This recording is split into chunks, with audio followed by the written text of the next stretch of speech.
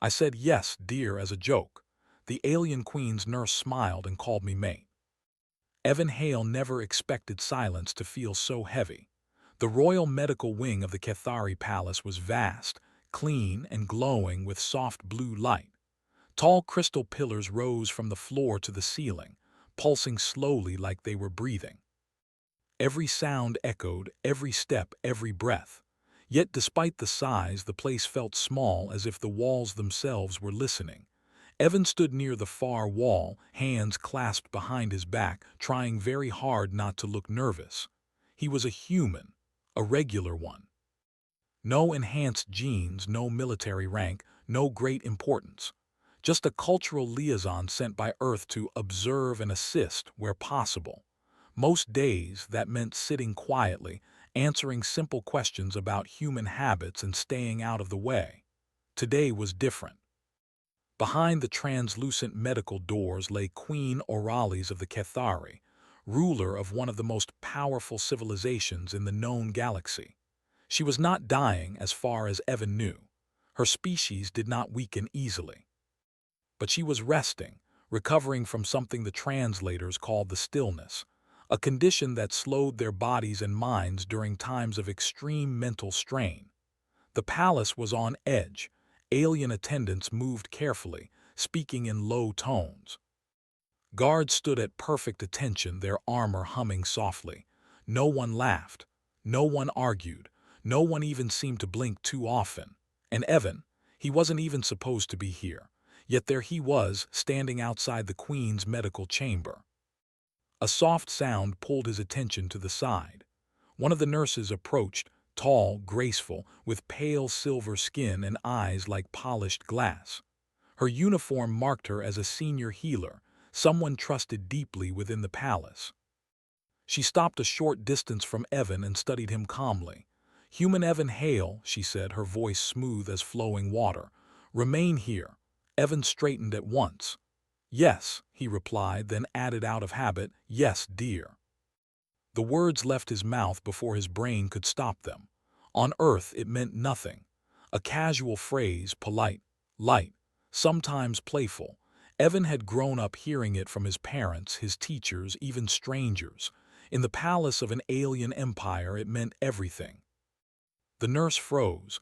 Time itself seemed to pause. The soft glow of the lights felt brighter.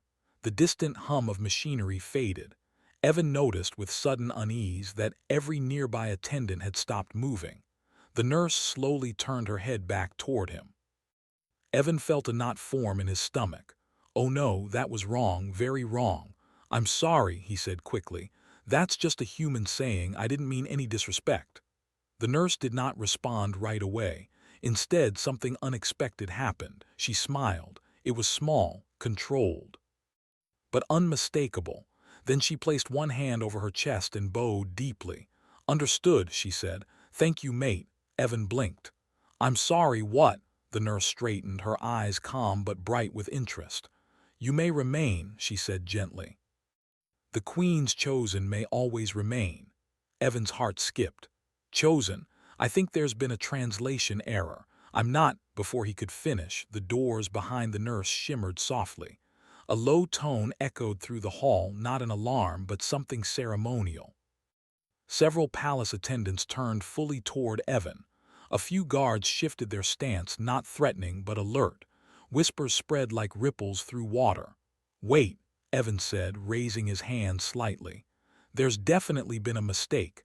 I don't belong here, I'm just—" The nurse stepped closer, lowering her voice. "There was no mistake," she said. "You spoke during the Queen's recovery cycle. You answered with acceptance." Evan swallowed. "I answered with a joke." The nurse tilted her head. "Humans often do." That did not help. Moments later, two officials approached, both wearing robes marked with glowing symbols of authority. Their expressions were not angry but tense. One of them spoke. "Human Evan Hale, you are requested to remain in this corridor until further notice." "Requested?" Evan echoed. The official paused. "Yes." That single word made Evan uneasy. He nodded slowly. "Okay, I can do that." The officials stepped back, clearly unsure how to proceed. The nurse returned to her duties, but before entering the chamber she glanced back at Evan once more. Her smile returned, gentle, knowing. Inside the chamber the Queen stirred. Evan did not see it, but the medical displays reacted instantly. Energy readings shifted, patterns stabilized. A soft harmonic tone filled the room. The Queen's condition improved. Outside, Evan leaned against the wall, heart pounding. He tried to think logically. It's a misunderstanding. That's all, cultural mix-up. Someone will explain, laugh, and send me back to my quarters.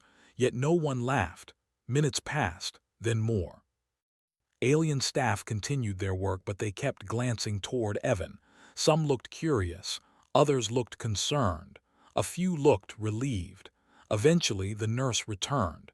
She stopped in front of Evan again. "The Queen responds well to your presence," she said. "I haven't done anything," Evan replied. "You spoke," the nurse said. "That is often enough." Evan frowned. "Look, I don't understand your customs. If I crossed a line, I need to fix it." The nurse studied him for a long moment. "You humans," she said softly. "You speak without weighing power, without claiming dominance, without fear." "That's not true," Evan said. "We're scared all the time." "Yes," she replied, "but you speak anyway." She turned slightly, watching the chamber doors. "In our history, only one who brings calm without command can stabilize a queen during stillness." Evan felt cold. "And that person is called—" The nurse met his eyes again. "Mate," she said simply. Evan let out a slow breath. "I'm really not qualified for that." "You did not seek the role," she replied. "That is why it found you." Another official approached quickly, bowing first to the nurse, then to Evan. Evan stared. "Please don't do that." The official straightened, looking embarrassed. "Apologies, reflex." Evan rubbed his face. "I just want to make sure I don't cause trouble." The nurse's expression softened. "Human Evan Hale," she said. "Trouble often begins with intent. You had none." A soft sound came from inside the chamber, a voice, faint but clear. Evan froze. The doors did not open, but the sound carried through the hall. A single word, his name. "Evan." Every being in the corridor went still. The nurse closed her eyes briefly, then smiled again. "The Queen awakens," she said, "and she remembers you." Evan's heart raced. He had come to the palace to observe, to learn, to stay invisible. Instead, one careless human phrase had placed him at the center of something ancient, powerful, and completely beyond his control. And this was only the beginning. The corridor outside the Queen's chamber did not breathe again for a long time. After the Queen whispered Evan's name, no one moved. The lights continued their slow pulse, but every living being stood frozen, as if sound itself was waiting for permission. Evan felt his mouth go dry. He looked around, unsure what to do. She said my name," he whispered, mostly to himself. The nurse nodded calmly. "Yes." "How does she know it?" "She should not," the nurse replied. "Not yet." That answer made Evan feel worse, not better. A tall official finally broke the silence. He stepped forward carefully, his voice controlled but tight. "Human Evan Hale, you are to remain within this wing." "Remain?" Evan asked. "For how long?" The official hesitated. "Until the Queen decides otherwise." Evan opened his mouth to protest, then stopped. The nurse's words echoed in his mind. "You spoke. That is often enough." He lowered his voice. "Can someone please explain what is happening, clearly, slowly?" The nurse gestured for him to walk with her. They moved a few steps down the corridor, away from listening ears. The guards did not follow, but their attention never left Evan. "In our culture," the nurse began, "a queen in stillness becomes open. Her mind reaches outward, seeking balance." "Balance from where?" Evan asked. "From someone who does not seek her throne," the nurse answered. "Someone who speaks without control or fear." Evan shook his head. "That could be anyone." The nurse gave a quiet, thoughtful sound. "Across the galaxy, it is rarely anyone." She stopped near a tall window that looked out into the city. Massive structures rose like living towers, glowing softly under the alien sky. "Our kind evolved under constant hierarchy," she continued. Every word spoken to a queen carries weight, intent, pressure. Evan frowned. So when I spoke casually, you spoke without pressure, the nurse finished. You did not submit. You did not challenge. You accepted. Evan sighed. I was just being polite. That is what makes humans dangerous, she said gently. Evan blinked. Dangerous. To systems built on control, she clarified. Another soft tone echoed from the chamber. This time it was longer. The nurse's eyes flicked toward the doors. The queen is stabilizing, she said. That's good, Evan replied quickly. Right. Yes, the nurse said. Very. More officials arrived. Some wore ceremonial robes. Others carried data tablets glowing with urgent symbols. They spoke quietly among themselves, glancing toward Evan again and again. None of them ordered him away. That scared him. One of the senior nobles approached, his crest marked with ancient authority. He studied Evan closely, as if looking for something hidden. You are human, the noble said. Yes, Evan replied. You hold no rank. No, you seek no claim. Absolutely not. The noble was silent for a moment. Then why does the queen's presence strengthen when you are near? Evan let out a slow breath. If I knew, I'd tell you. The noble turned to the nurse. Is this confirmed? Yes, she replied. Her neural patterns respond only when he remains within range. Evan stiffened. Rain, the nurse gave him an apologetic look. Within this wing, the noble nodded. Then he stays. Evan raised a hand. I'm right here. The noble looked at him, surprised, as if he had forgotten Evan could speak. You will be provided quarters nearby, the noble said. You will not leave without escort. That sounds like being detained, Evan said carefully. The noble considered that. You are not restrained. That's not comforting, the nurse stepped in. You are protected. Evan looked at her. From what? She hesitated. From misunderstanding. Hours passed. Evan was given a simple room near the medical wing. It was quiet, clean, and far too secure for his comfort. He was allowed to move freely within a small area, always watched but never touched. No one treated him like a prisoner. That was worse. Each time he walked the corridor, the queen's monitors reacted. Subtle changes. Stable patterns, calm energy flows. The nurse observed it all with growing certainty. Late in the cycle, she approached Evan again. You are wondering why this bond formed so easily, she said. Yes, Evan replied. And how to undo it? She smiled faintly. There may be no undoing. Evan rubbed his temples. This is insane. I've been here 3 weeks. I barely know your customs. You know enough, she said. He looked at her. Then tell me the truth. She was quiet for a long moment.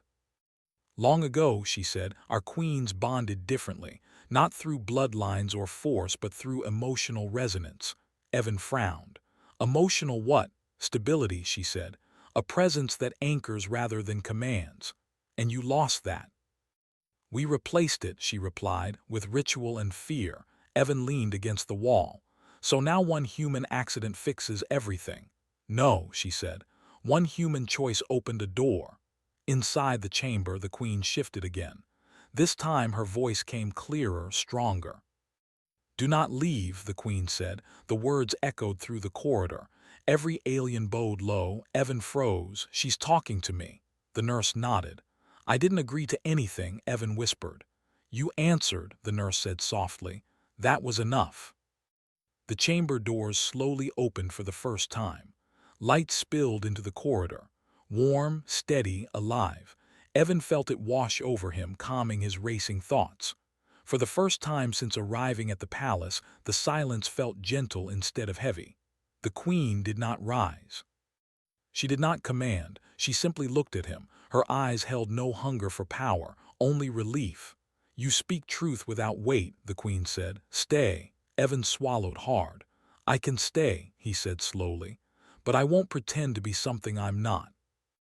The queen's lips curved slightly. That is why you are here. Around them, the palace realized something terrifying and hopeful at the same time. A single human word, spoken without intent, had awakened an ancient bond, and it could not be taken back. The palace did not sleep. Even during rest cycles, lights glowed softly and energy flowed through the living walls. But after the queen spoke directly to Evan, the palace changed in a way that could not be measured by machines. It listened. Evan felt it as he walked the corridor. The air felt lighter, calmer. The quiet no longer pressed against his chest. Yet the beings around him looked more tense than ever. Word spread quickly. The queen had spoken to the human. The queen had asked him to stay. The queen had grown stronger because of him. For the first time in generations, the palace did not know how to respond. Evan stood near the window again, watching the city below. He could see transport lines moving like threads of light between massive structures. Somewhere down there, millions of lives continued as normal, unaware that their empire was holding its breath. Behind him, voices approached. He turned as three high counselors entered the corridor. Their robes were marked with symbols older than the palace itself. Their faces showed no anger but no kindness either. The nurse followed them, her expression calm but alert. "Human Evan Hale," the center counselor said, "you are requested to answer questions." Evan nodded. "That's fair." The counselors exchanged brief glances. One of them gestured toward a seating alcove. They did not order him, they asked. That alone told Evan how serious this had become. Once seated, the counselor spoke again. "You have not claimed bond." "I haven't claimed anything," Evan replied. "You have not requested status." "No, you have not demanded protection or power."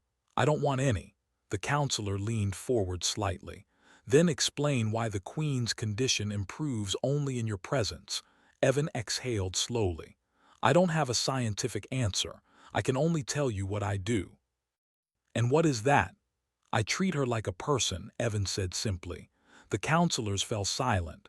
The nurse watched closely. "In your culture," Evan continued, choosing his words carefully, "everyone around her is careful, formal, afraid to say the wrong thing." "That is respect," one counselor said.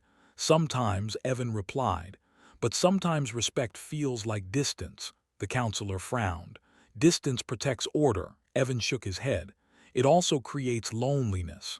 That word seemed to echo loneliness. The counselors shifted uncomfortably. "Our queen is never alone," one said. Evan looked toward the chamber doors. "Then why did she reach outward?" No one answered. Before the counselors could speak again, a soft alert sounded through the corridor. Not sharp, not urgent, but meaningful. The nurse stood. "The queen is awake." All conversation ended instantly. The counselors rose as one and moved toward the chamber. Evan followed, unsure if he was allowed, but no one stopped him. Inside, the room glowed warmly. The queen sat upright now, supported by flowing energy fields. Her posture was relaxed, not strained. When she saw Evan, her expression softened. "You stayed," she said. "Yes," Evan replied. "I said I would." Her gaze moved briefly to the counselors. "He speaks plainly." "That is his nature," the nurse said. The queen studied Evan again. "Your presence quiets the noise." Evan shifted his weight. "I'm glad it helps." One counselor stepped forward cautiously. "Your radiance, the bond." The queen raised one hand. Silence fell. "This human does not bind me," she said. "He steadies me." The counselor bowed deeply. "That distinction carries no precedent." The queen smiled faintly. "Then we will create one." That sentence shook the room more than any shout could have. Later, as the counselors withdrew to debate, Evan sat quietly near the chamber wall. He felt out of place among the flowing lights and ancient power. The nurse joined him. "They are afraid," Evan said softly. "Yes," she agreed. "Not of you, of change." "I never meant to cause any." She smiled gently. "Humans rarely do." The debates lasted for hours. Some counselors argued that the bond threatened tradition. Others feared how the wider galaxy would react if a human influenced a queen. A few, quietly, wondered what else humans might be capable of. Throughout it all, Evan did nothing extraordinary. He listened when the queen spoke. He answered honestly when asked. He did not bow lower or stand taller, and every time he was present, the queen remained calm. Finally, the council reconvened. The lead counselor faced Evan again. "You may remain," he said, "but under observation." Evan nodded. "That's reasonable. You will not act on the Queen's behalf." "I wouldn't. You will not influence policy." "I don't know your policies." The counselor paused. "Then what do you intend to do?" Evan thought for a moment. "Be here, talk when spoken to, stay human." The nurse smiled. The Queen closed her eyes briefly as if relieved. That night's cycle, a minor crisis struck. A distant system sent urgent signals, political unrest, fear of instability. The council grew tense again. Advisors rushed in and out. Evan watched from the side as voices rose, not in anger but in worry. The Queen listened, her expression tightening. Evan felt it before anyone else did. The noise, the pressure, the weight returning. Without thinking, he spoke. "Take a breath," he said gently. Every being froze. The Queen looked at him. Evan realized what he had done and quickly added, "If you want, I mean sorry." The Queen let out a slow breath. The room felt lighter. "It helps," she said. "When you speak." The counselors stared. Not because Evan had spoken, but because the Queen had followed. After the meeting, the nurse approached Evan, her voice quiet. "You do not command," she said. Yet she listens. "I don't want control," Evan replied. "That," she said, "is why you have influence." News spread beyond the palace. Whispers reached other worlds. Reports noted the Queen's recovery. Analysts questioned the human's role. For the first time, humanity was not seen as loud or violent or ambitious. They were seen as steady. Evan stood once more by the window, watching the city lights. He felt small, but the empire no longer felt so heavy. Behind him, the Queen's voice carried softly. "Tomorrow," she said, "the council will decide what you are." Evan turned. "I already know what I am," she smiled. "So do I." Outside the palace, the galaxy leaned closer, because one human had changed the balance, not with strength or fear, but with simple presence. And the final choice was coming. The day of decision arrived quietly. No alarm sounded. No great announcement echoed through the palace. Yet everyone felt it. The living walls glowed brighter than usual, and the air carried a sense of waiting. Evan stood beside the tall window, hands folded behind his back. He had slept little, not from fear but from thought. Tomorrow the council would decide who he was. That alone felt strange. The nurse entered the corridor, her steps calm as always. "They are gathering," she said. Evan nodded. "I figured." She studied him for a moment. "You are not afraid." Evan smiled faintly. "I am just not of them." "Then of what?" "Of disappointing her," he said honestly. The nurse's expression softened. "That fear is appropriate." The council chamber was vast, shaped like an open circle. Light flowed along the floor in slow patterns. High above, symbols of law and history hovered like constellations. The Queen sat at the center, no longer supported by energy fields. She sat on her own, calm and strong. When Evan entered, every counselor stood. He did not bow, not out of pride, but because no one had asked him to. The Queen noticed. Her eyes warmed. The lead counselor stepped forward. "We convene to define the human Evan Hale's status." Evan listened quietly. "He has formed an unplanned resonance," the counselor continued. "One that stabilizes the Queen." Murmurs followed. "Such influence without rank challenges our structure," another counselor said. "Yes," a third replied, "but the Queen's recovery is undeniable." The Queen raised her hand. Silence returned at once. "You speak of him as a problem," she said calmly, "yet I am well." She turned to Evan. "Speak, not as a subject, not as a symbol, as yourself." Evan swallowed, then stepped forward. "I didn't come here to change anything," he said. "I didn't plan this, I still don't fully understand it." The council listened closely. "I'm not special," Evan continued. "I don't have power, I don't want control. I just treated you like a person because that's what humans do when we care." Some counselors shifted uncomfortably. "We argue," Evan went on. "We make mistakes. But when someone is overwhelmed, we sit with them, we talk, we listen. Sometimes we just stay." He looked at the Queen. "That's all I did." The room remained silent. One counselor spoke carefully. "If humans can do this, others may try to use them." Evan shook his head. "You can't force this. If you try, it won't work."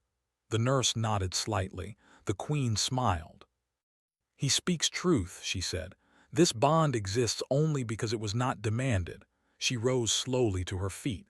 "I will decide," the Queen said. The council bowed as one. The Queen walked toward Evan, stopping an arm's length away. "You are called mate," she said softly. "Not as ownership, not as command." Evan met her gaze. "Then what does it mean?" She placed one hand over her heart. "Chosen presence." She turned back to the council. "Humans are unique," the Queen said, "not because they conquer, not because they dominate, but because they remain themselves even before power." The council listened, tense and focused. "I declare," the Queen continued, "that humans shall be recognized as a stabilizing species." Gasps echoed through the chamber. "They shall not be bound," she said. "They shall not be used, they shall not be commanded." She looked at Evan again. "They shall be invited." The council slowly bowed. The decision was sealed. Later, as the palace settled into a new rhythm, Evan stood with the nurse in the quiet corridor once more. "You could have chosen status," she said, "authority, comfort." Evan smiled. "I wouldn't know what to do with it," she smiled back. "That is why you were safe." The Queen approached them, her steps light. "You will return to your people," she said. "Yes," Evan replied. "They'll never believe me." "They will," the Queen said. "In time." She extended a small object, simple, glowing softly. "A symbol," she said, "not of bond, of trust." Evan accepted it carefully. "What about the word?" he asked. "Mate," the Queen smiled gently. "It will remain between us, as a memory." The nurse bowed. "You changed us," she said. Evan shook his head. "No, you were ready." The transport ship lifted from the palace hours later. As Evan watched the world shrink beneath him, he felt something unexpected: hope. Across the galaxy, messages spread. Empires paused. Councils reconsidered. Species who ruled by fear felt something unfamiliar: curiosity.